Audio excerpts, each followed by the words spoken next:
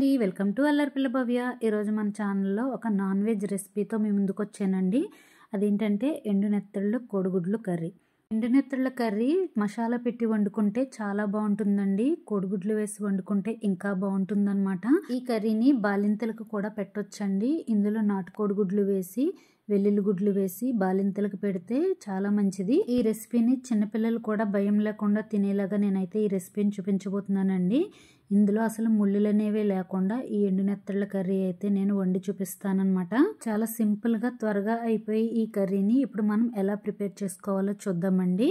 ముందుగా ఎండు నెత్తళ్ళను తీసుకోవాలండి. ఇలా ఎండిన ఈ చిన్న చేపలతో మనం కర్రీ అనేది ప్రిపేర్ చేసుకోవచ్చు. మనం పచ్చి నెత్తళ్ళతో వండుకుంటే మధ్యలో ఉన్న బోన్ తీయటం అనేది కొంచెం కష్టమవుతుందండి. అదే ఎండు నెత్తళ్ళు అయితే మధ్యలో ఉన్న బోన్ తీయటం చాలా ఈజీ. చాలా సింపుల్గా ఎలా తీసుకోవాలో కూడా నేను చూపిస్తాను. ఈ ఎండు నెత్తళ్ళు కొంచెం గట్టిగా ఉంటాయండి. ఇవి నానబెట్టి వండుకోవాలి. బాగా నానితే మనకి కర్రీ కూడా త్వరగా ఉడికిపోతుంది అనమాట.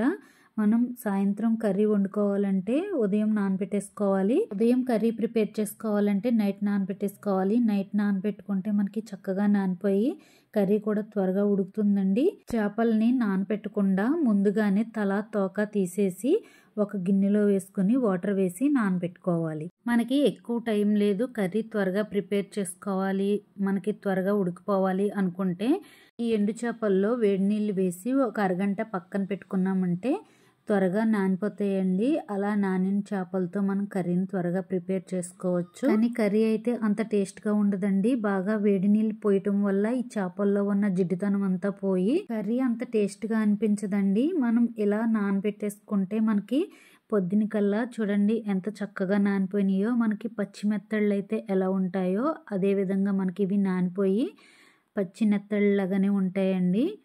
మనం ఎండిన చేపల కలర్ అంతా చేంజ్ అయిపోయి తెల్లగా వచ్చేస్తాయి అన్నమాట. ఒక 2-3 సార్లు కడిగామంటే ఈ చేపలు చక్కగా నీట్గా క్లీన్ అయిపోతాయండి. ఇప్పుడు నేను చేప లోపల ఉన్న బోన్ని ఎలా తీసుకోవాలో చూపిస్తానండి. పెద్ద చేపలను తీయాలంటే బోన్ చాలా ఈజీ. ఇలాంటి చిన్న చేపలని బోన్ తీయాలంటే చాలా కష్టం అనుకుంటారు. అసలు అంత కష్టమేమీ లేకుండా చాలా సింపుల్గా అయితే తీసుకోవచ్చండి. చూసారు కదా ఎలా తీసానో నేను. చేపలు ఎంత బాగా నానితే మనకి ఈ మధ్యలో ఉన్న బోన్ అనేది అంత ఈజీగా ఊడొచ్చేస్తుందండి. ఇలా బోన్ తీసేసిన చేపల కర్రీ వండుకున్నామంటే జీడిపప్పు కర్రీ అయితే ఎలా ఉంటుందో అంత మెత్తగా, ఎంత తిన్నా కూడా ఇంకా తినే కొద్దీ ఇంకా తినాలనిపిస్తుందండి. అంత బాగుంటుంది. అసలు ముళ్ళులు అనేవి మనకి తగలవన్నమాట. ఇలా తీసుకుంటే ఇంత చిన్న చిన్న చేపల్లోంచి మనం బోన్ తీయాలంటే చాలా కష్టం అనుకుంటారు. చాలా సింపుల్గా ఎలా తీసుకోవాలో చూసారు కదండి. మెత్తళ్ళ కర్రీని చాలా మంది వండుకుంటారు. కాకపోతే ఇలా మధ్యలో ఉన్న ఈ ముళ్ళుని తీసేసి ఎవరు వండరండి. ఎక్కడ కూడా చూసుండరనమాట. ఇలా వండటం ఇదే ఫస్ట్ టైం అయి ఉండొచ్చండి. మన ఛానల్లోనే చూసుంటారు. మీరు ఎక్కడ కూడా చూడకపోవచ్చు. పచ్చి నెత్తళ్ళు క్లీన్ చేసుకుంటే ఎంత టైం పడుతుందో ఈ ఎండి నెత్తళ్ళు కూడా క్లీన్ చేసుకుంటే అంతే టైం పడుతుందండి. బోన్ తీయటానికైనా కూడా ఎక్కువ టైం ఏం పట్టదు. ఇలా అన్నీ కూడా తీసేసుకోవాలి. ఇలా తీసేసుకుని ఒక ప్లేట్లో పెట్టుకోవాలండి. చూడండి ఎంత చక్కగా వచ్చేసినాయో అన్నీ కూడాను. ఇలా ముళ్ళులు తీసేసిన ఈ నెత్తళ్ళని ఫ్రై చేసుకున్నామంటే మనకి బోన్లెస్ చికెన్ ఫ్రై అయితే ఎలా ఉంటుందో సేమ్ అలానే ఉంటుందండి. టేస్ట్ కూడా చాలా బాగుంటుంది. మీకు టేస్ట్ కూడా చాలా డిఫరెంట్గా ఉంటుందండి. ఆ రెసిపీని కూడా మన ఛానల్లో ఒకసారి ట్రై చేద్దాము. ఇప్పుడైతే మనం ఈ మసాలా కర్రీని అయితే ప్రిపేర్ చేసుకుందాము. ఈ చేపలను పక్కన పెట్టేసి కర్రీలోకి ఎగ్స్ని ఉడికించుకోవాలండి. కోడిగుడ్లను ఉడికించుకునేటప్పుడు అందులో కొంచెం ఉప్పు వేసి ఉడికించుకున్నామంటే కోడిగుడ్లు చక్కగా నీట్గా అయితే వచ్చేస్తాయి. కోడిగుడ్లు ఉడికించుకుని చల్లారిన తర్వాత పైన ఉన్న షెల్స్ అన్నీ కూడా తీసేసి ఎగ్స్ని పక్కన పెట్టుకోవాలి. తర్వాత మనం ఈ చేపల కర్రీలోకి మసాలాని ప్రిపేర్ చేసుకోవాలండి. నేను 2 ఉల్లిపాయలను అయితే తీసుకుంటున్నాను, పెద్దగా ఉన్న ఉల్లిపాయలని. ఉల్లిపాయ ముక్కల్ని కట్ చేసుకున్న తర్వాత ఇవన్నీ కూడా మిక్సీ జార్లోకి యాడ్ చేసుకోవాలి. అందులోకి 1 స్పూన్ వరకు ధనియాల పొడి, 1/2 స్పూన్ జీలకర్ర పొడి వేసి మిక్సీ పట్టుకోవాలి.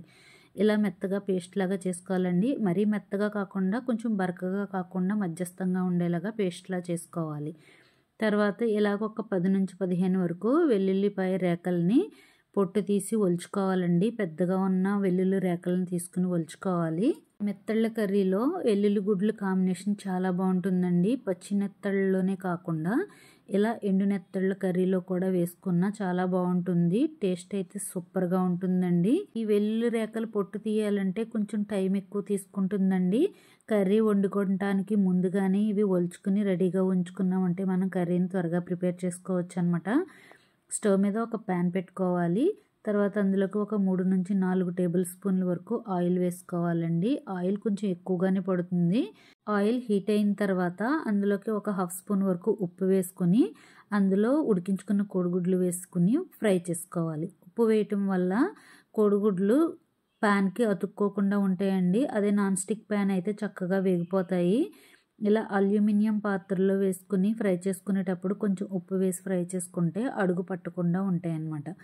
తర్వాత కోడిగుడ్లన్నీ కూడా గోల్డ్ కలర్లోకి ఫ్రై అయిన తర్వాత తీసి పక్కన పెట్టుకుని మనం మిక్సీ పట్టుకున్న మసాలా పేస్ట్ని ఇందులోకి యాడ్ చేసుకోవాలి. ఇందులోకి కొంచెం 1/2 స్పూన్ వరకు పసుపు, 2 టేబుల్ స్పూన్ల వరకు కారం వేసుకోండి. మీకు స్పైసీ ఎంత కావాలో దానికి తగ్గట్టుగా యాడ్ చేసుకోండి. తర్వాత ఇందులోకి కొంచెం ఉప్పు, 1 స్పూన్ వరకు అల్లం వెల్లుల్లి పేస్ట్ వేసుకొని బాగా ఫ్రై చేసుకోవాలి. ఈ ఉల్లిపాయ ముద్ద ఎంత బాగా వేగితే టేస్ట్ అనేది అంత బాగుంటుందండి. మంచిగా పచ్చి వాసన అంతా పోయేంత వరకు ఫ్రై చేసుకోవాలి. ఇది ఫ్రై అయిన తర్వాత ఇందులోకి పచ్చిమిరపకాయలని చీల్చి ఇందులోకి యాడ్ చేసుకోవాలి. తర్వాత కొంచెం కరివేపాకును కూడా వేసుకుని మనం ఒలిచిపెట్టుకున్న వెల్లుల్లి రేఖలను కూడా ఇందులోకి యాడ్ చేసుకోవాలి. ఇవన్నీ కూడా ఒకసారి బాగా ఫ్రై అయిన తర్వాత మనం ముందుగానే క్లీన్ చేసి పెట్టుకున్న ఎండు నెత్తళ్ళని ఇందులోకి యాడ్ చేసుకోవాలి.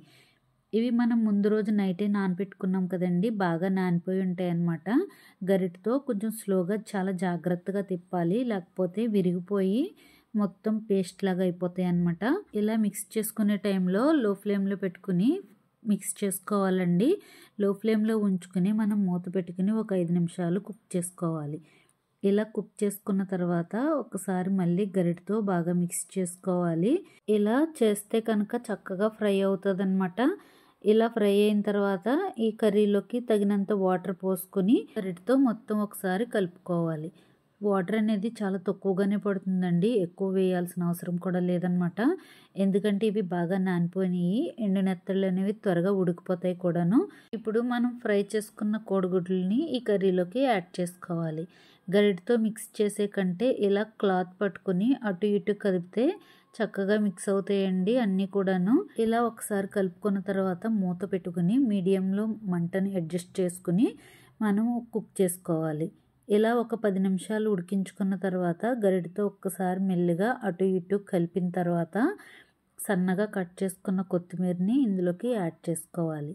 ఇలా కొత్తిమీర వేసుకున్న తర్వాత మళ్ళీ మూత పెట్టేసుకుని నీళ్ళన్నీ ఎగిరిపోయి కర్రీ అంతా దగ్గరకు వచ్చేంత వరకు కుక్ చేసుకోవాలి. లాస్ట్ మినిట్లో మంటని సిమ్లో పెట్టుకోవాలండి. అలా సిమ్లో పెట్టుకుంటే మనకి కర్రీలో ఉన్న ఆయిల్ అంతా పైకి తేలి కర్రీ బాగా దగ్గరికి పడుతుందన్నమాట. ఈ స్టేజ్లో ఉండగా మనం స్టవ్ ఆఫ్ చేసేసుకోవచ్చండి. ఇలా ఉంటే మనకి కరెక్ట్గా కర్రీ అనేది ప్రిపేర్ అయిపోయినట్టు అనమాట. ఇప్పుడు మనం స్టవ్ ఆఫ్ చేసేసుకుని ఒక సర్వింగ్ బౌల్లోకి అయితే సర్వ్ చేసుకోవచ్చండి.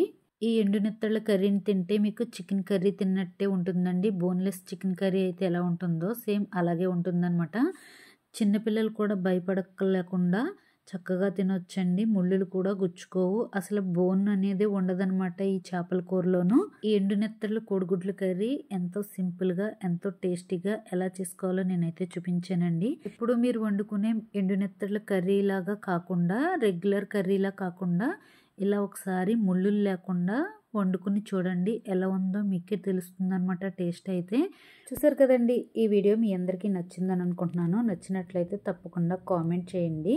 అలాగే మీ ఫ్రెండ్స్కి మీ రిలేటివ్స్కి షేర్ చేయండి. నా వీడియో కనుక ఫస్ట్ టైం చూస్తున్నట్లయితే నా ఛానల్ని సబ్స్క్రైబ్ చేసుకోండి. నేను పెట్టే ప్రతి వీడియో మీకు నోటిఫికేషన్స్ ద్వారా వస్తాయి. Thank you for watching.